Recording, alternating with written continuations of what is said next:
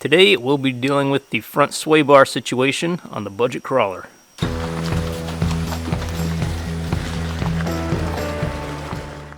Ever since I painted the frame a few episodes ago, the sway bar has just been hanging here. Reason being, if you watched that episode, you saw that my front sway bar links are totally shot. You can see on both of these, the ball just totally came out of the socket, and I mean, there's no way to reconnect it, it's just rusted out. I don't know how old these are. These might even be original to the vehicle with about 200,000 miles on them, so there's no saving these. But fortunately, I came up with this other set right here that we can use to replace them. I literally found these laying on the ground in my backyard. I've had quite a few Jeeps over the years and parted some out, and these just must have happened to be a set of leftovers. You can see they're pretty well used, but the ball and socket seems to be intact on both of them, and that's the important part right there. Now we could go ahead and take the bolt and the nut from the old ones and transfer them over and just bolt these up normally, get the sway bar back in place like it would be from the factory. But we're not going to do that. We're actually going to improve this setup by using these parts right here. Get a couple half-inch bolts, a couple jam nuts, a couple lock nuts, some washers, and some linch pins. With the idea here basically being to make a set of homebrew quick disconnects. So we've got the head of the bolt right there, then the smooth shaft, all the way down to the threaded part. Then we got the jam nut, washer, this arm that comes off of the axle for the sway bar to mount to, another washer, and a lock nut. So this part's going to be pretty easy. All we need to do now is chop off the head of that bolt, taper it, drill a hole for the linch pin, and I think we'll be good to go.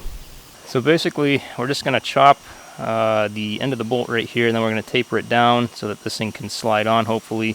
On this particular end link, the bolt, the half-inch bolt here, is a almost perfect fit for the inside of the metal sleeve inside the bushing. So it may be too tight, we'll see. Hopefully not. If it is, then we'll just, we'll take a little bit of material off of the shaft of the bolt here, and we'll make it so that this can slide on. But let's go ahead and measure this thing up, get it cut down and tapered, and we'll see how it works. First thing we did was made a few little reference marks on the bolts so we know where to cut to and where to grind to. We went ahead and drilled the hole for the pin there and chucked the thing up in the poor man's lathe to give it the nice bevel on the end so we could slide the end link on. Now when I say poor man's lathe, I mean we used a drill press and an angle grinder with a flap disc to shape this thing. And then we used a little bit of sandpaper after that to smooth it out, and it did come out pretty smooth. We go ahead and throw the jam nut on there with some Loctite and get the thing installed. Pretty quick and easy to build both of these, pretty painless I'd say. And here's what we came up with. So we got the shaft of the bolt here that we cut the head off. Head was on this end. We tapered the end so we can slide the end link for the sway bar on a little bit easier. We drilled a hole for a linch pin, and we've got a jam nut over here with some thread locker on there to hold that in place just to secure things up a little better. Not that we really needed it. We got another washer and then lock nut on this side. This is a nylon lock nut. That's what they had at Tractor Supply when I went down there. I kind of prefer the all metal lock nuts, but the nylon lock nuts work fine as well. We probably could have shortened this whole assembly up a little if we had done some welding, but I've been doing quite a bit of welding in the past few videos, and I figure it's time to take a break from the welder, because I know a lot of guys out there don't have welders. So not that I'm saying that you should replicate what I'm doing here, but in my opinion this is one of the safer options for doing the DIY sway bar disconnects like this. Some people have used a clevis pin, and I just think that's an accident waiting to happen, where here we use a grade 8 bolt, some good hardware, and I think this is going to be just as strong as the factory setup was. So let's see how the end link fits on here. Now, like I mentioned earlier, it's kind of a tight fit, and I think we may need to carry a hammer with us when we go to the trail to disconnect. But for the cost of this mod, I think it's totally worth it. I probably got about $5 into the hardware, if even that. So just a little bit of time and we're good to go. So if we bring this up here, line up like that. Doesn't quite want to go. You can see the angles don't line up perfectly, but we can just tap it into place with a mallet here. Then we throw on another washer here and stick the pin through. And there we have it. Pretty simple, basic setup, and like I said, I think I got $5 or so into this. We'll go into more detail on that later on, but pretty good option. Now, the next question is, what are we going to do with these end links when we disconnect them to go hit the trails? So let's pop this back off, and I'll show you what I came up with that I think is going to work.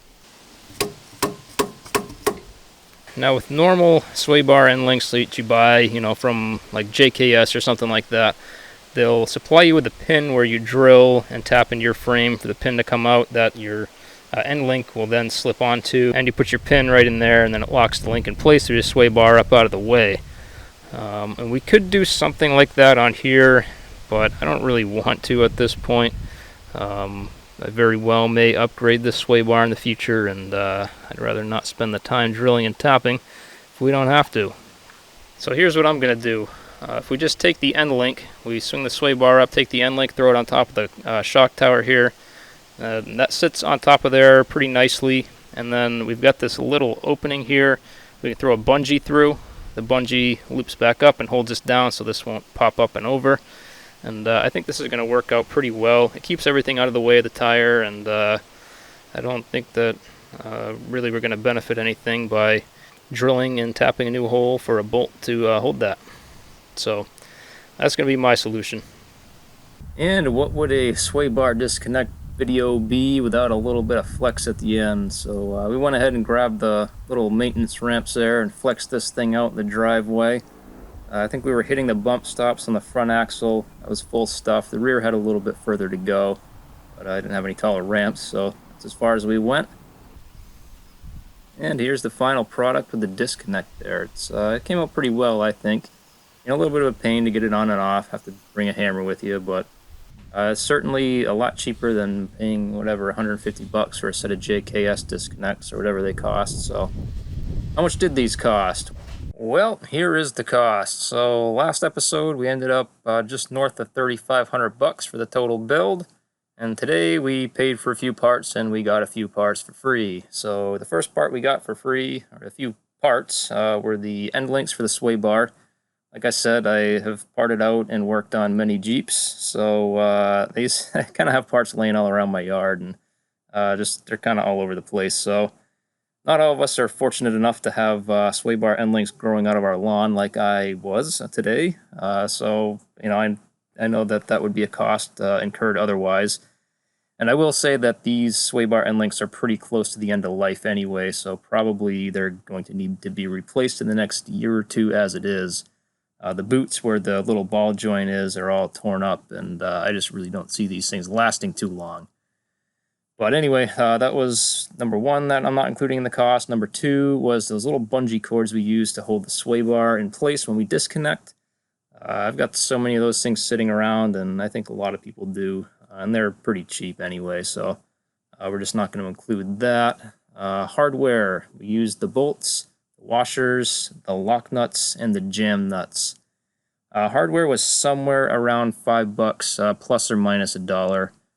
So somewhere in that range. It's pretty cheap stuff. I mean, we use grade 8, we use good hardware, so it's going to be safe. But it's just not really expensive stuff, so that's pretty nice. Then we have the linch pins, which I'm not including in the hardware. So the story with those is I got a box of linch pins. There was probably more than 100 of them or so from Harbor Freight a while back.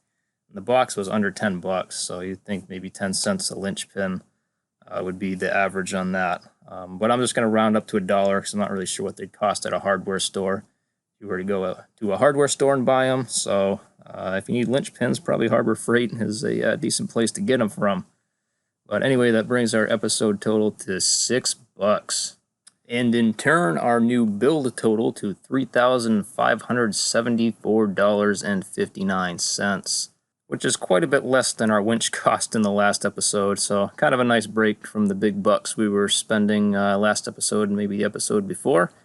I think next episode is going to be pretty cheap as well, so stay tuned to find out what we do there. And as always, thanks for watching. Appreciate it. Always appreciate a thumbs up, and subscribe if you want to see more.